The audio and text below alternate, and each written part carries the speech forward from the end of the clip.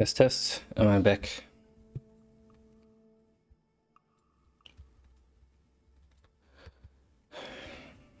How is it that I have to touch the microphone? Sorry. How is it that Dawn always raises me when my stream goes down? Okay. I looked at the VOD. I think it cut up here. So I was talking about the side world. What did I say? So there needs to be a way to advance the main quest, and it would be easiest in a separate world. So imagine, apart from the illusions which could be visualized in the world with a purple or rainbow color, that there would be special portals, green portals, that would bring you into a scene that advances the story. And every time you enter a portal, you jump into the next scene, where you can do something, of course, and advance the main quest.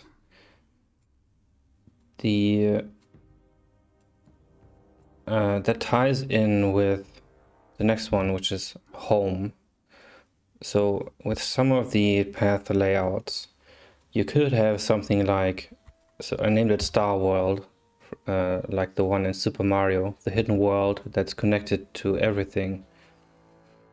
You could have a home there. The camp would then be situated there, and it would have portals to places where you have to go to advance the main quest. Also ties in with the heists. So you would enter a portal and then at that location retrieve an item for the main quest. And yeah, that could be a cool way to have the world more as a backdrop, and the actual story taking place in a location, in a more fantastical location that's connected to everything. So yeah, that's basically it.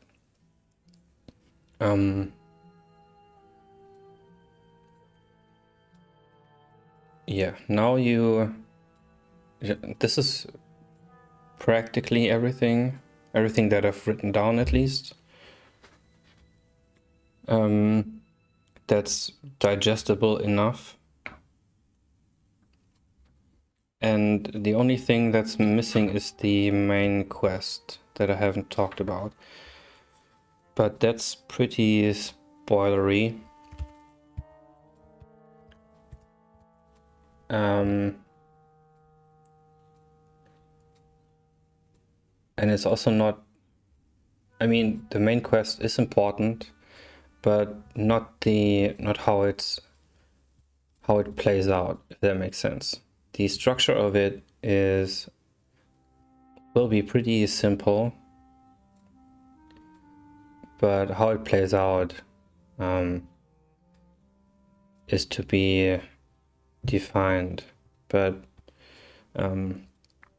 imagine it. So I'm thinking of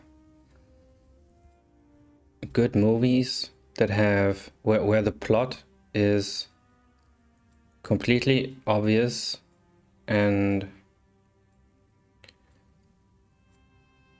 it doesn't carry the movie at all, but it's the scenes in the movie that make it great. Something like that. So the structure will be pretty obvious. So it'll be most likely, if you don't want spoilers, then mute for a second, but it'll probably be about different locations in the world. So there's I'm not sure how deep I should go into this. I wish I could get feedback from you before I talk about this, if I should talk about it. But basically, yeah, that's super fixed, so I can't talk about it. But basically, there are these magical cores in the world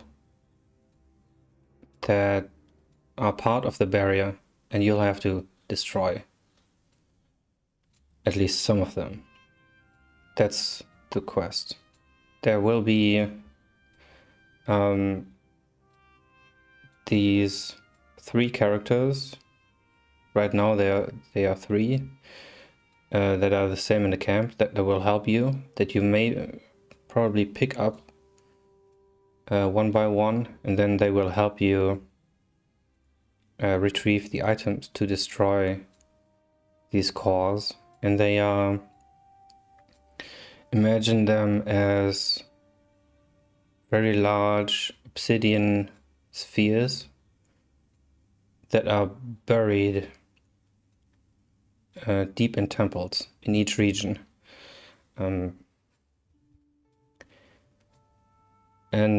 Yeah, you need something to destroy them.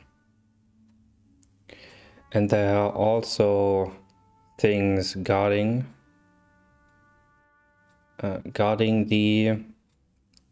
these cores.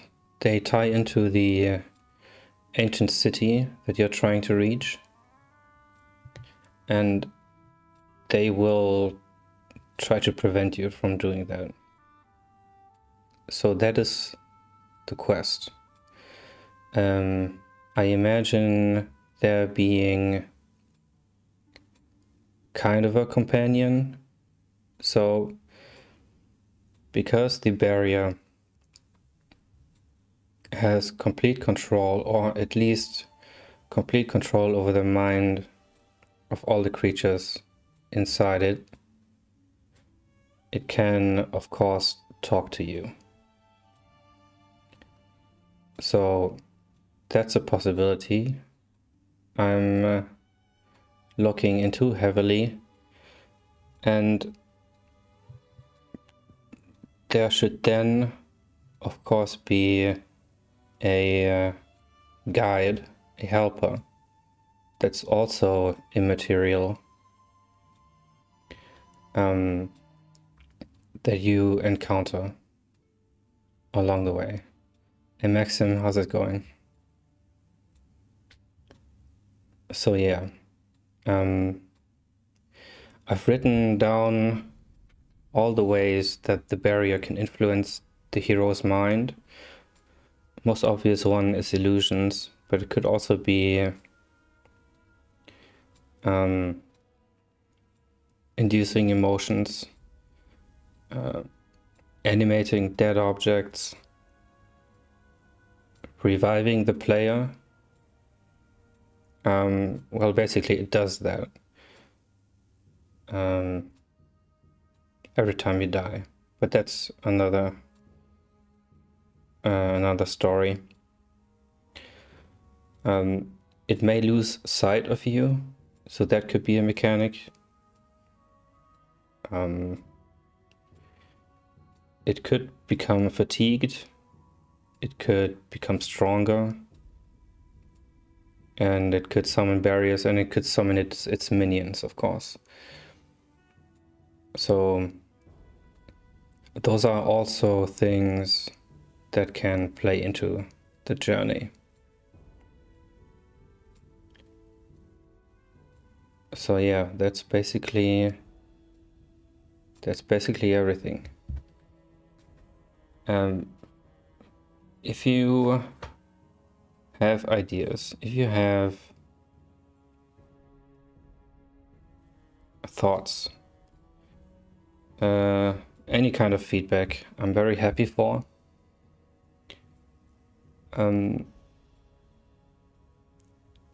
Playing the game and looking at all these possibilities, I would really want to introduce them one by one. So apart from having to select the right combination of these things. They should be. I should be able to lay them out in a way that I can introduce bit by bit, without breaking the game and without making the game unplayable or boring. So that's another challenge. But yeah, these are okay. I have another whole scribbled page for just the illusions, but I think I told you the most important points. So yeah, on the one hand, I want to I want to advance the game really quickly, but on the other hand, I need some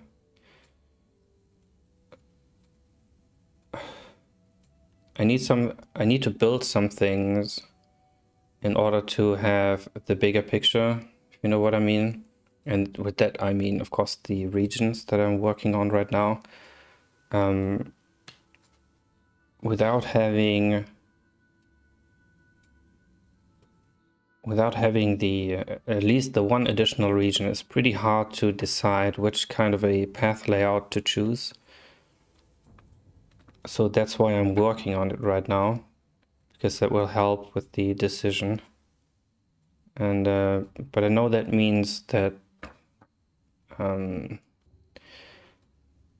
there won't be huge gameplay changes for the next couple of weeks. Which brings up a good point, which is, of course, items and item progression. And yeah, I think that's so all the stuff I talked about is a higher gameplay loop. The core loop with the items and combat, etc., is something I think pretty different and stands on its own. It should tie in, of course, but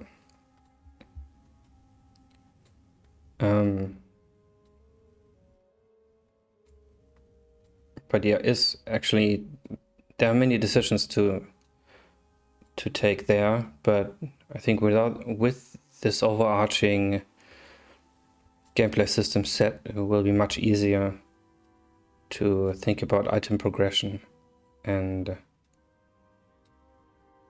monster strength and such and such. So yeah.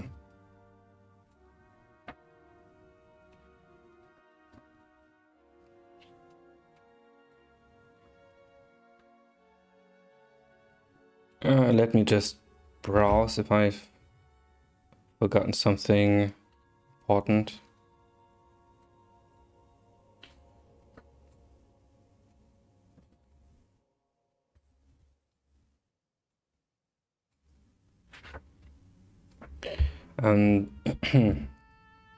Maybe the open world. So I've been going back and forth with this game on whether it should be open world or not. And there are different points when one or the other seems better. But I think making it open world would bring more problems than it would solve. And especially, well, the biggest problem with an open world is that you have to have a ginormous amount of content. An insane amount of content. And without that, the game will be shit. So it'll be a shitty game for a year or two before it becomes better. So Yeah, I think open world is out of the question at this point. Hey, Ethan. Just under 30 minutes. Yeah, I had to restart stream during the 30 minutes. Right after Dawn raided me. Which is awesome. Sorry, guys. Streamers was being poopy, yeah.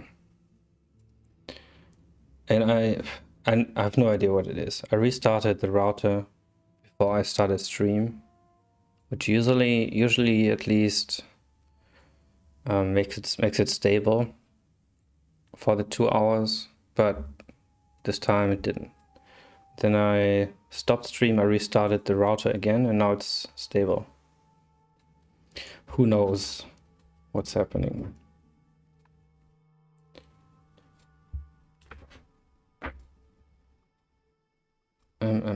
Oh yeah, and I had a seventh idea for the paths, but that one's pretty insane, and I don't know what to do with it. But basically, it's imagine the very long path through the world, and then make 3 of those and have them intersect, and you can choose where to go along those paths. But I think that's just confusing.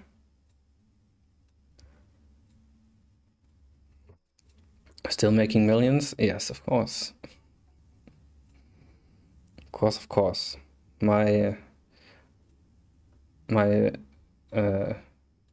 50-foot yacht is being built right now. Fuck's sake, gotta go again. Alright, Ethan. See you in a bit. No worries. Yeah, maybe if to the NPCs in the camp. So the blacksmith is there for your weapons, of course, repairing them, improving them. The herbalist is for making potions. Normal potions like medicine or the health potion, but also more advanced potions that may let you influence the illusions. And then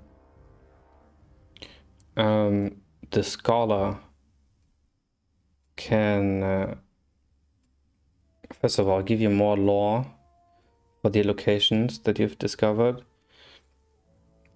and can also tell you what's ahead in some of these scenarios. So if the barrier decides to let a blizzard roll over the next stretch of the path, then the scholar can tell you that that's happening.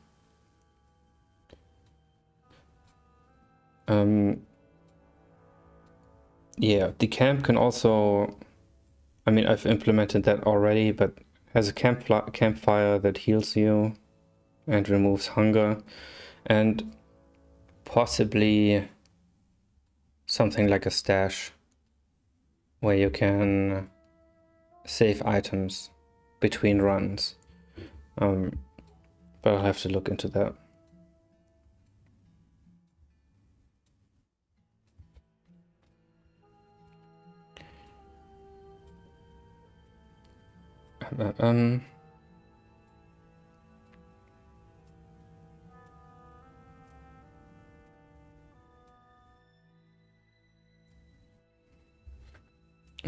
Let me look at another layout idea. Yeah, one idea I had is just copy Varioland 4, if you know it, where you, well, which in turn copied Rogue, I think.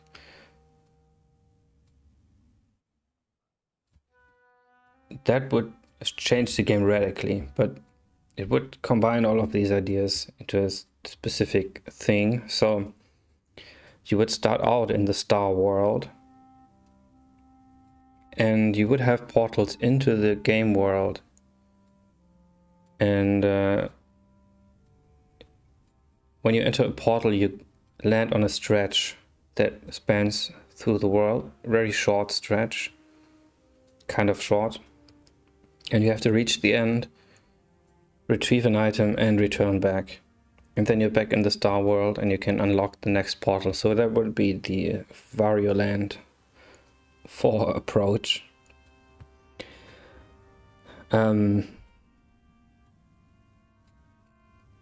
But that's super limiting, and it doesn't bring out the world enough, I think.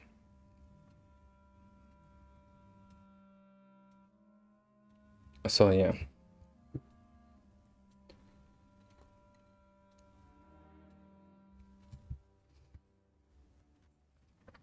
Okay, that's it. I'll work on the next region and think about this some more. There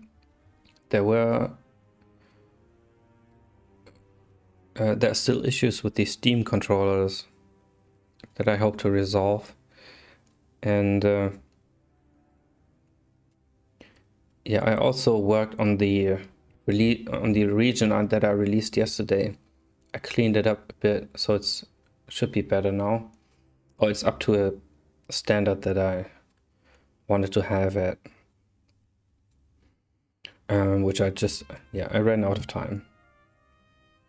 But yeah, that's because, and that's because I'll start with the next region today. Yeah, English is hard. Okay, but that's basically it.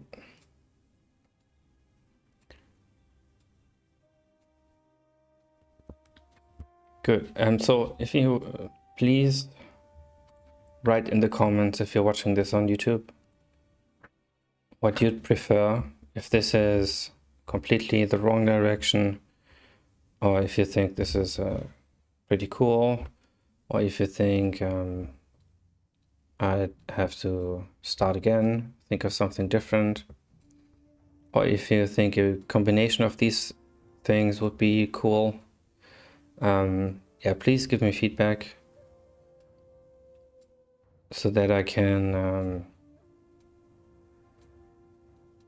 so that I have points to think about. That would be awesome.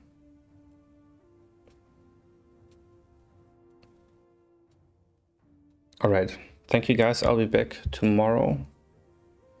And yeah, I hope this was this helped you get a better picture of the game, and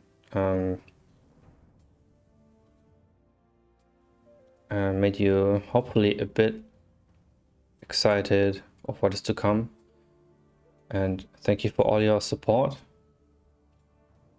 and I will see you tomorrow. All right, guys.